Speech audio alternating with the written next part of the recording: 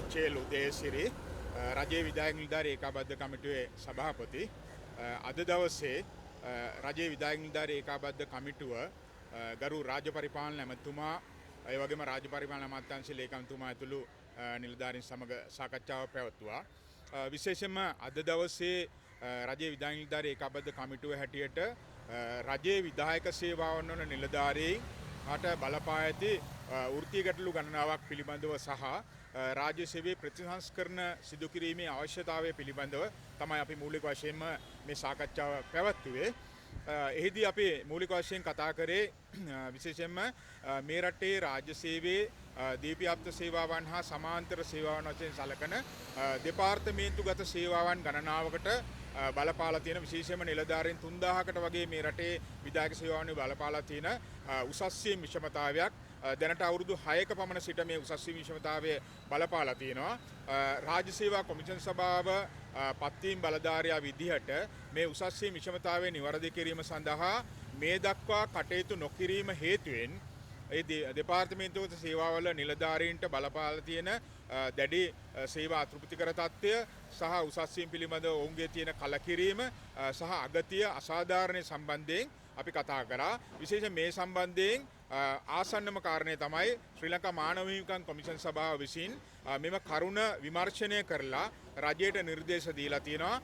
මේ උසස්වීම් විෂමතාවය නිවැරදි නොකිරීම තුළ ඒ නිලධාරීන්ට අගතියක් වෙලා තියෙනවා, මූලික අයිතිවාසිකම් කඩවීමක් වෙලා තියෙනවා. ඒ නිසා මේක කඩිනමින් නිවැරදි කරන්න කටයුතු කරන්න කියලා රජයට නිර්දේශ ඉදිරිපත් කරලා තියෙනවා. අපි අර්ධ රාජ්‍ය පරිපාලන ඇමතුමාගෙන් ඉල්ලා සිටියේ දැනටත් මේ මොහොතේත් මේ උසස්වීම් විෂමතාවයේ හේතුවෙන් මූලික අයිතිවාසිකම් කඩ වෙන නිසා විශේෂයෙන්ම දේශීය ආයතන දෙපාර්තමේන්තුව, ඒ වගේම තොරතුරු හා සංනිවේදන තාක්ෂණ සේවය, කාර්මික අධ්‍යාපන සේවය, ඊළඟට සමස්ත ලංකා ගුරු අධ්‍යාපනඥ සේවය, ඒ වගේම දීවර දෙපාර්තමේන්තුව, කම්කරු දෙපාර්තමේන්තුව, තැපැල් දෙපාර්තමේන්තුව මේ රටේ ආර්ථිකයේ වැදගත්ම සහ මානව සම්පත සංවර්ධනය කරන තැන්වල නිලධාරීන් මුහුණ තියෙන මේ ප්‍රශ්නය විසඳන්න කියලා අපි ඉල්ලීමක් කරා.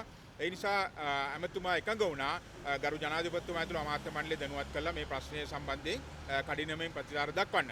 ඒ වගේම අපි කතා කරා රජය පහුගිය අයවැයෙන් යෝජනා කරා රාජ්‍ය සේවයේ මේ වැටුප් විෂමතාවය සම්බන්ධයෙන් යෝජනා අරගෙන මේ නිවැරදි කරන්න කමිටුවක් පත් කරනවා කියලා. ඇත්තටම දීප්තිපත් සේවාවල සමාන්තර මේ විධායක සේවාවන් නිලධාරීන් කාලයක සිට බරපතල වැටුප් විෂමතාවට ලක් වෙලා තියෙනවා. විධායක සේවාවන් නිලධාරීන්ට වැටුප් විෂමතාවය නිවැරදි කරන්න කියලා අපි ඉල්ලා සිටියත් මේ දක්වා විසඳුමක් ලැබුණේ නැහැ. ඒ නිසා අපි යෝජනා කරා දැනට මේ ඉදිරිපත් කළා කියන යෝජනාවට විනිවිදභාවයක් ඇතුව ස්වාධීන කොමිෂන් සභාව පත් කරන්න කියලා අපි ඉල්ලීම අද දවසේ කරා. මම හිතන්නේ ඇමතුමා ඒක පිළිගත්තා. ඊවන අපි බලාපොරොත්තු වෙනවා වැටුප් කොමිෂන් එක ස්වාධීන වෙයි කියලා. ඒ වගේම අපි කිව්වා රාජ්‍ය නිලධාරීන්ට බලපාලා තියෙන ප්‍රශ්නයක් විදියට ප්‍රවාහන දීමනාවක් මේ විධායක නිලධාරීන්ට ලබා දෙන්න කියලා. මොකද විශේෂයෙන්ම අලුත මේ රාජ්‍ය සේවයට එක් වෙන නිලධාරීන් බරපතල ප්‍රශ්නයක ඉන්නවා. ඒ නිසා ඒ තත්ත්වය නිවැරදි කරන්න කියලා අපි ඉල්ලීමක් කරා. ඒ වගේම අයවැයෙන් යෝජනා කරා අපි විධායක සේවාවන් විදිහට ඉල්ලීමක් කරා 2016න් පස්සේ රාජ්‍ය සේවයට බැඳුණු නිලධාරීන්ට විශ්‍රාමයට උප නැහැ. ඒ නිසා මේක බරපතල තත්ත්වයක්. තරුණ නිලධාරීන් විශ්‍රාම සේවයට එන්නත් ඔවුන් සේවය රඳව ගන්නත් මේ විශ්‍රාමයට උප බරපතල කාරණයක්. ඒක අභිප්‍රේරණ සාධකයක්, කාලයක් සිට තිබුණ දෙයක්. ඒ නිසා අයවැයෙන් යෝජනා කරා ඒක නිවැරදි කරනවා කියලා අපි අද ඉල්ලීමක් කරා මෙතුමාගෙන්. ඊට අදාළ චක්‍ර ලේඛනය තවමත් නිකුත් වෙලා නැහැ. ඒ නිසා මේ අලුත් නිලධාරීන්ගේ විශ්‍රාම වැටුප් හිමිකම තහවුරු කරන්න අවශ්‍ය චක්‍ර ලේඛනය නිකුත් කරන්න කියලා මම හිතන්නේ එතුමා කඩිනමින් ඒක නිවැරදි කරනවා කියන එක එකඟ වුණා. ඒ වගේම අයවැය යෝජනාවක් අනුව වෘත්ති සමිතිවල ඉල්ලීමක් අනුව දේපල ණය ලබා ගැනීම සම්බන්ධ ප්‍රශ්නයක් තිබුණා. ඒකට අදාළ විසඳුමක් විසඳුමක් අයවැයෙන් යෝජනා කරා.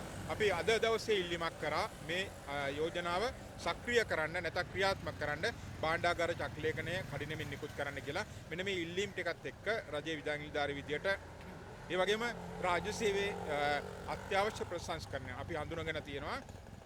විශේෂයෙන්ම කළමනාකරණ සේවා දෙපාර්තමේන්තුව, ඒ වගේම රාष्ट्रीय කොමිෂන් සභාව ඇතුළු මේ රටේ ලක්ෂ 13ක් වෙච්ච මානව සම්පත සංවර්ධනය එහෙම නැත්නම් ඒක හසුරවන මෙහෙවන ආයතනික ව්‍යුහයේ අත්‍යවශ්‍ය ප්‍රසංස්කරණ සිදු කරන්න ඕනේ. ඒකට අපි ඉල්ලීමක් කරා අද දවසේ පාර්ලිමේන්තු තීරීම්කාරක සභාවක් හෝ ජනාධිපති කොමිසම පත් කරන්න කියලා මම හිතන්නේ ඒක ජනාධිපතිතුමාගේ අවධානය යොමු කරන්න ගෞරවතුමා එකඟ වුණා.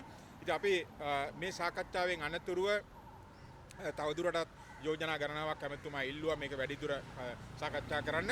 ඉතින් අපි බලාපොරොත්තු වෙනවා රජ්‍ය විද්‍යා නිලධාරී ඒකාබද්ධ කමිටුව හැටියට මේ රටේ රාජ්‍ය සේවය මෙහෙවන පිරිස හැටියට මේ සාකච්ඡා අනුව ඉදිරි කටයුතු සිදු වෙයි කියලා. ඒ අනුව අපි රජයට මේ සම්බන්ධයෙන් වෘත්ති සමිති එකතුවක් විදියට පූර්ණ සහයෝගය දෙනවා. ඒ වගේම මේ ගැටලු ටිකට ඊටම ඉක්මනින් විසඳුම් අපි අපේක්ෂා කරනවා.